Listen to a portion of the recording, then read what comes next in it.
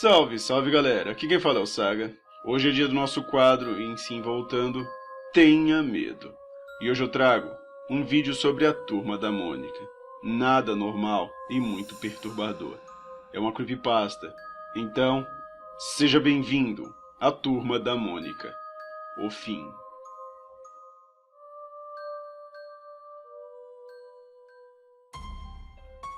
Eu devia ter mais ou menos uns 10 anos e estava em casa sozinho. Como qualquer criança, eu tinha medo de ficar sozinho em casa, principalmente em dias chuvosos.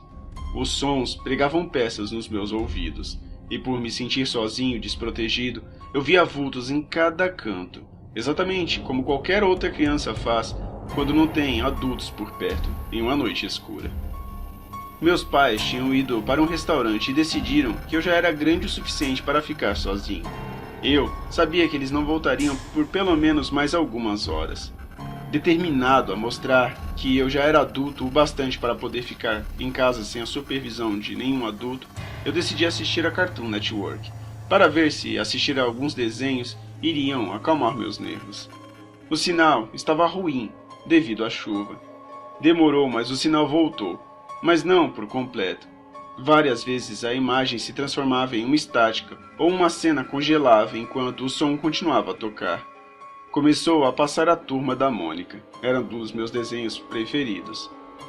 A abertura tocou entre estáticas e aberrações cromáticas, até que apareceu o nome do episódio, O Fim. Não me lembrava de ter visto um episódio com esse nome, e fiquei chateado por não poder assisti-lo direito devido à chuva. Quando ele começou a passar, reconheci uma das cenas. Era aquele episódio que o Cebolinha e o Cascão usam ketchup para fingir que estão mortos. O Cebolinha e o Cascão estavam tirando sarro da Mônica, como sempre. A cena, com uma reação da Mônica, pulou algumas vezes e congelou, traçando riscos pela televisão de tubo. O som continuou a seguir, mas não era possível entender o que a Mônica falava. Eu me inclinei no sofá, me forçando para ouvir melhor quando os barulhos da estática veio num último volume, como se eu fosse um grito. O som da estática e a chuva lá fora se fundiam em um só. O episódio prosseguiu, com alguns defeitos na imagem, mas sem travar tanto. O barulho da estática me trazia um calafrio estranho. Eu tinha a sensação de estar na presença de alguma coisa me olhando de canto, que não pôde ser visto. O Cebolinha e o Cascão brincavam com ela, chamando ela de gorducha e dentuça, como sempre, mas o som parecia estranho e entrecortado. Eu nunca vou ter certeza se foi realmente isso que eu ouvi, mas um dos momentos em que o som se quebrou, eu ouvi o Cascão dizer, "Sua puta". A expressão que a Mônica fez não foi a mesma de sempre. Ela parecia assustada, e por trás do som da voz dela, eu ouvi um choro de uma criança encolhido na estática. O som parecia vir de trás de mim. Várias vezes eu olhei para as paredes ao redor, apenas para encontrá-las vazias.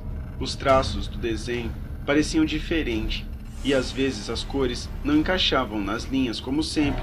A Mônica jogou o coelho no Cebolinha, mas desta vez ele apanhou no ar antes de ser atingido.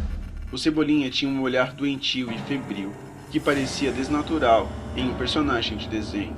Ele agarrou a cabeça do Sansão e, em um lento e pesado movimento, ele arrancou. O coelho de pelúcia parecia me encarar com seus olhos mortos. A estática no fundo fazia parecer como se estivesse chovendo dentro da minha própria casa.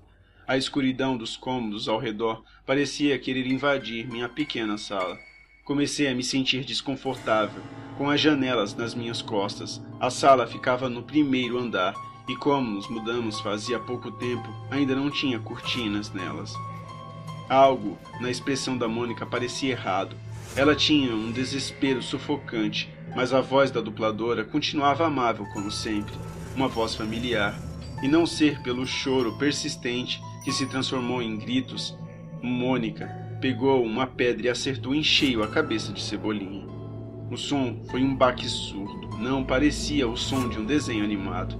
A cabeça do Cebolinha se abriu em dois, e dentro pareceu por uns instantes carne e sangue humanos. Esfreguei meus olhos, sem ter certeza se o que eu tinha visto era real. Cascão parecia horrorizado e tinha manchas de sangue em seu rosto. A imagem pulou e ficou cada vez pior. Por apenas alguns frames, Cascão pareceu ser banhado de sangue, os braços abertos e os olhos fechados. Mônica abriu um sorriso diabólico, muito lentamente. Seus olhos pareciam se mover de um jeito desnatural. Em seguida, apareceram Cebolinha e Cascão atirados no chão, com as cabeças abertas mostrando nervos e músculos, como uma foto de acidente sobreposta no desenho. Por baixo, ainda era possível ver o desenho original, com ketchup na cabeça, e não me lembro de ter gritado, mas lembro das lágrimas ofuscando minha visão. Eu tentei me levantar e alcançar o controle remoto, mas um grito emergiu da estática e pareceu uma imagem da Mônica com as órbitas dos olhos vazias, bem no centro da tela. Eu queria fechar os olhos, mas não conseguia. O episódio corta para a tela preta e aparecem Cebolinha e Cascão, Magali e Franjinha olhando para mim. Mas algo pareceu errado, era como olhar para um cadáver. O Sansão apareceu novamente e gotas de sangue escorriam. O sangue parecia de verdade e o barulho da estática era ensurdecedor. A gota escorreu pelo meu televisor até a borda da TV e pingou no chão. Nessa hora a luz apagou.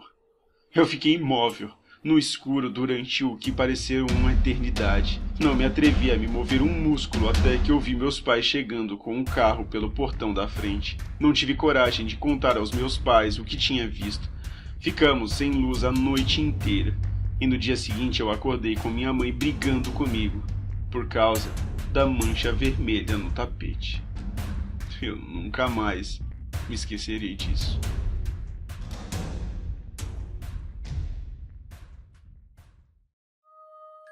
Você acredita?